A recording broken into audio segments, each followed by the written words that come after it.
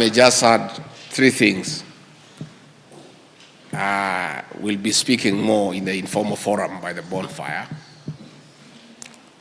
The President, in Executive Order number 2, established this coordination framework within my office, first and foremost, to give it the right gravitas because the presidency cuts across the whole government. And the purpose for this framework is to make sure that we work in a seamless manner. This framework, I want to request you to utilize it to settle disputes, conflicts, misunderstandings among ourselves. My office has tried to settle 3-4 conflicts, and I want to urge that it is not necessary for us to engage each other in the press, in the media. It's unnecessary because there exists a framework in the Office of the Deputy President for us to understand each other and engage. Our administration has adopted continuous engagement as the modus operandi of our governance. And the President and I believe that continuous engagement is good for any institution and is good for this country. When we found instances where independent offices and constitutional commissions are in conflict and they start an all-out war in the press, we confuse the people of Kenya and they get lost. Let us use this framework. Where there are issues, please let our office know so that we call you and we listen and we try to create a framework for engagement. We have had some nasty exchanges between the Office of the Attorney General and the Public Service Commission. It is unnecessary. Within this framework, whatever issues that are creating a misunderstanding between any office and another, we can settle. We have had issues between the Teacher Service Commission and the Ministry of Education. My office has put the two together and discussions are ongoing and we have made very good progress so that we avoid confusing the people of Kenya, where people who are supposed to work together to collectively deliver services, deliver justice, deliver leadership to the people of Kenya, we are fighting each other. We have had nasty exchanges that are necessary between the Inspector General of Police and the Police Service Commission. Over the press, we have put the two offices together, the Constitutional Commission, that is a Police Service Commission, and the Inspector General of Police, and already discussions are going on and we have made very good progress. We have had exchanges between the Controller of Budget and the Council of Governors. It is unnecessary. Within this framework that the President in his wisdom put together at the presidency, where the Council of Governors feels that probably the service delivery to the people who put them in office is being affected because of certain decisions the Controller of Budget has made. Instead of an all-out war there, please let us utilize this framework. And the Controller of Budget and the Council of Governors, we put them together and we can have a discussion. There has been issues between the National Treasury and the Controller of Budget. I want to appeal that this mechanism is available to all of us to be able to have a good discussion. We have had issues between the Parliamentary Service Commission and the Judicial Service Commission, where Parliament feels that the judiciary is encroaching on the independence of Parliament. And in many cases, we have taken each other to court. And the folly of it all is that when one of government takes another arm of government to court, both lawyers are paid by the public, the same public that we serve. We are here talking about limited resources. We are here talking about a very tight fiscal space. We are here saying we don't have money for development. We don't have money to buy you vehicles. Yet, court, you pay lawyers. They engage lawyers. But the one paying both lawyers on both sides is the same person, the people of Kenya. And it's not fair.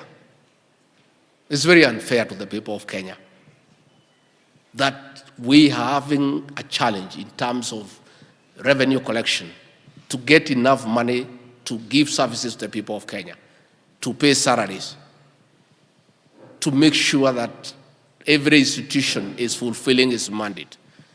Then, because we have a difference that is really not personal, I want to urge from this retreat that we all agree that it is not necessary for one office to take another to court and we hire lawyers to be paid by the public. I had a meeting with the KTDA and the Tea Board of Kenya, and some directors from KTDA took each other to court, and the lawyers are asking for 600 million, and this money will be paid by the tea farmers. Yet they were having leadership wrangles that have nothing to do with the tea farmer in Kenya. Yet, because they occupy public offices, it is those people who will pay. And I was telling the Attorney General, and it's something that we need to agree here and as a government, that many institutions have legal capacity. KTDA has lawyers that are paid at the end of every month. And they are competent lawyers. Yet, they go out there and get other lawyers from outside. And they commit public funds. So we'll be having a discussion that all those with legal capacity, they have no business going out there. I know that can put us in problems with the Law Society of Kenya, that we are denying them business. But what we are saying is, what is the use of you having a legal capacity? You have employed a corporation secretary with a legal department of 5, 6 lawyers who are paid every month. And you employed them because they are competent. They are advocates of High Court. They are competent to go in court and defend the institution. Then you commit millions of shillings belonging to the taxpayer to go out there in court. So I want to urge this forum, those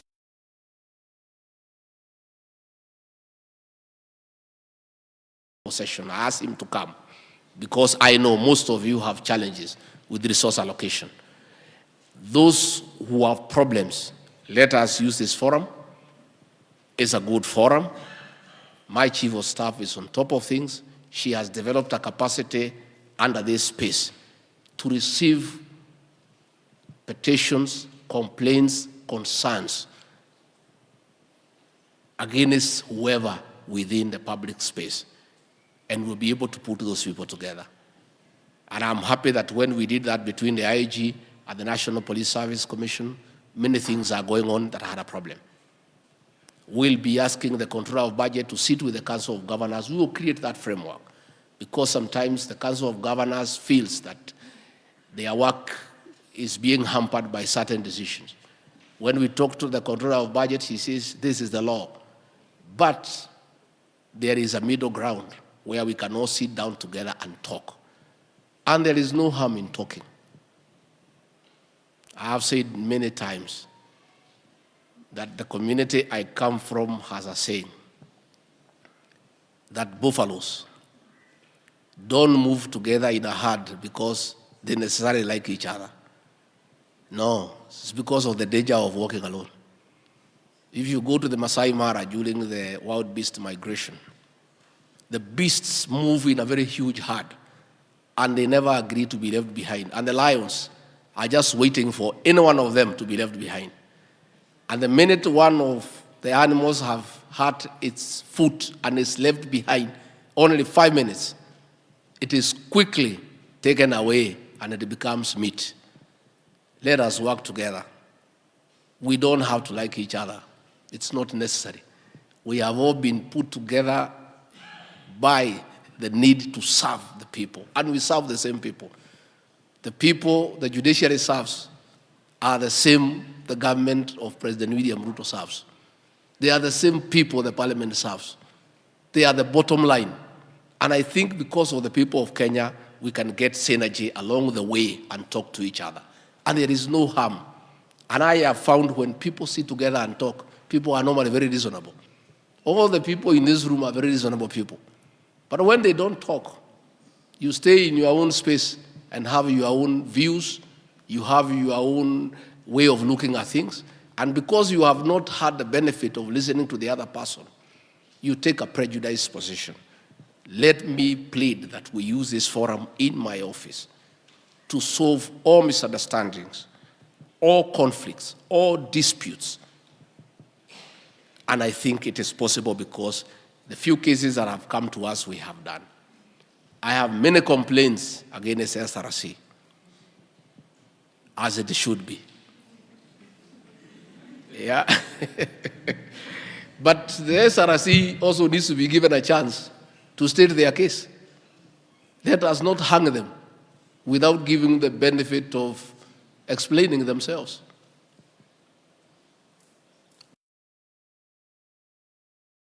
It says that the rules of natural justice say no man, and woman for that matter, should be condemned and hard. I want to create a forum for all those who have issues with SRC. Come. And we talk. You know, the lady is there, she'll put up her case, and you put up your case, and we'll agree. The Parliamentary Service Commission is up in arms, and I've told Speaker Wetangula, we'll create that forum. Let the people from Parliament prepare all the quiz English and come and state their case. Let the good chairperson and her team respond. Somehow we'll make progress. Because I think it's good to talk to each other. We are all Kenyans, we serve the same people, and there is nobody who has any ill will against another. We are all serving the same people. So I really want to urge that this forum that the President created in the Executive Order number 2 of 2023 is a good forum. And we are ready, we have the necessary capacity to initiate dialogue and consultations among ourselves, with the government, with the Council of Governors, so that we don't confuse the people of Kenya when we tear each other in public.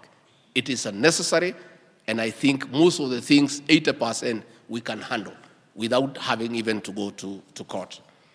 Finally, let me take this opportunity on behalf of the President, my boss, confirm that his administration has total and tremendous respect for independent offices and the constitutional commissions.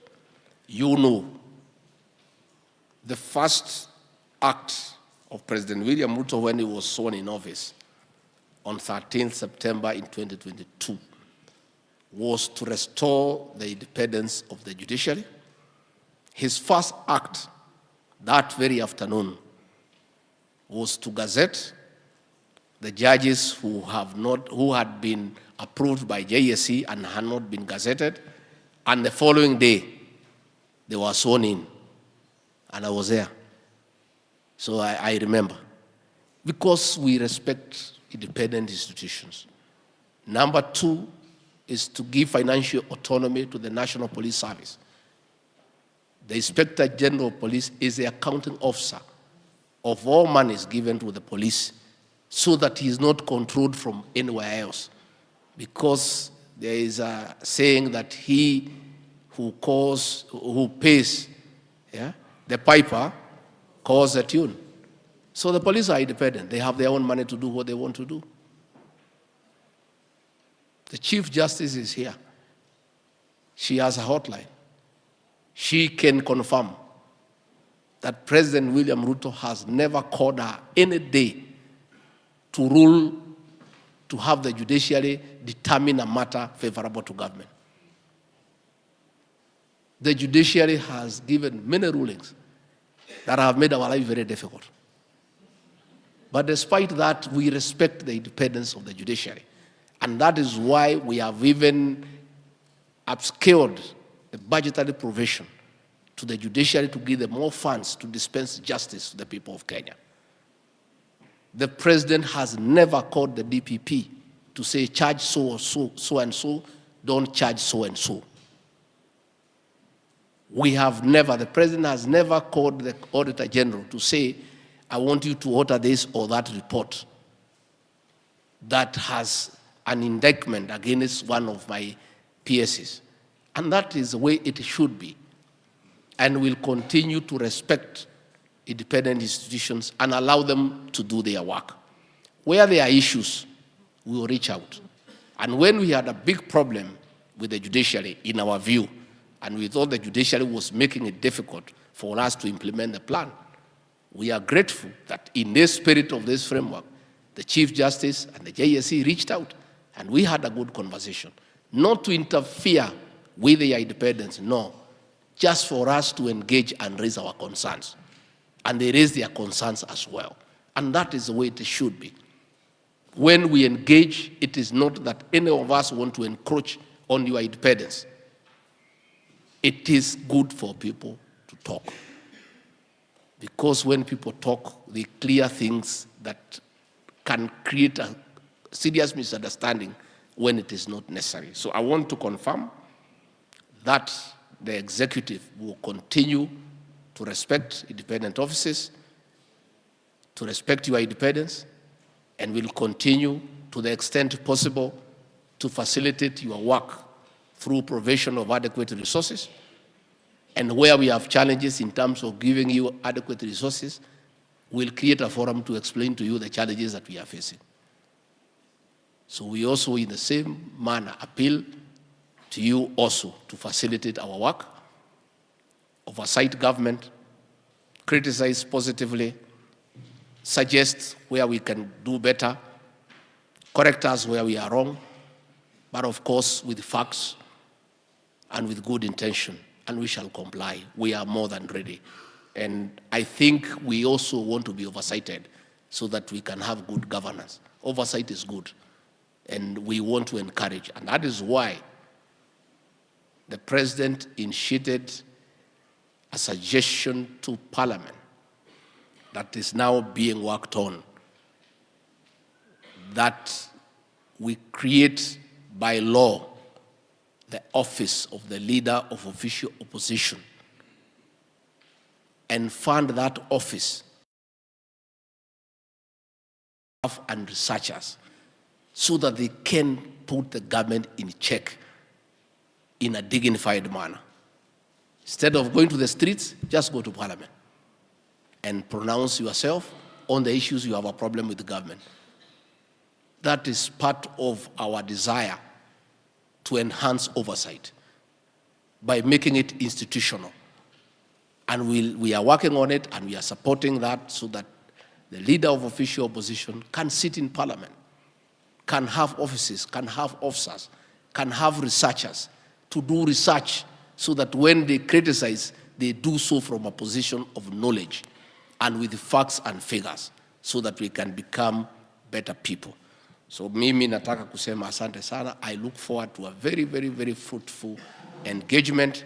And as I have said, we have created a very robust mechanism to create a mechanism for us to talk and agree on how to improve. And where we are encroaching on each other's mandate, we can be able to sort it out without us having to go to court and spend taxpayers' money. I think if we do that, the people of Kenya will be grateful that we are people who are prudent and we are responsible, and we are not spending public funds in matters that are necessary. And therefore, I look forward to a very, very fruitful engagement. I've heard what the Chief Justice has said, and I think in this conference we should have a follow-up where we'll ask Parliament to enact laws to create a mechanism to oversight the constitutional commissions. Because you are also oversighting others, you also need to be oversighted. You know, everybody can be excessive without oversight. It's true.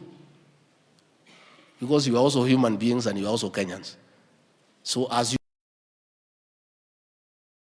the Chief Justice and that ruling that was made 10 years ago, we need also to engage Parliament to come up with a framework on how constitutional commissions are also oversighted for good governance and transparency, so that everybody is accountable to somebody.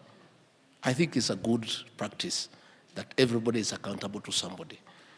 And with those very many remarks, mimi natakia nyinyi mema. I look forward to the informal session later this evening, and I hope by that time we'll make sure the CS National Treasury is here and the other CSs.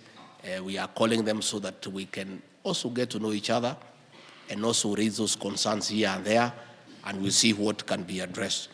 But I want to say a lot can be achieved by people talking to each other. Just talking to each other, a lot can be achieved. When we don't talk to each other, we all assume many things. And let us engage. And I am sure by the time we leave here, since we are spending public funds, those funds will be justified. We must come up with resolutions that are actionable so that we also justify why we are here in this lakeside town on the taxpayers' account, because they are going to pay for the hotels and the food we are eating here. We must justify those funds because it's important. But if we come out here with no resolution, no actionable agreement, then we'll also have fallen into the same trap of misusing public funds. We must use public funds prudently. And for all the men and women in this room, we must justify the funds we are going to spend here to pay our bills. We must give something back to the people of Kenya. And one of them is not to hire lawyers to tear each other and then they are paid by the same public. That, we have a big problem with that one. And if you really feel that you have a shortage, the Attorney General is here. He can lend you some lawyers who are paid every month without having to incur extra money to the public. So asanteni sana. May God bless you and bless you abundantly. I look forward. Asanteni.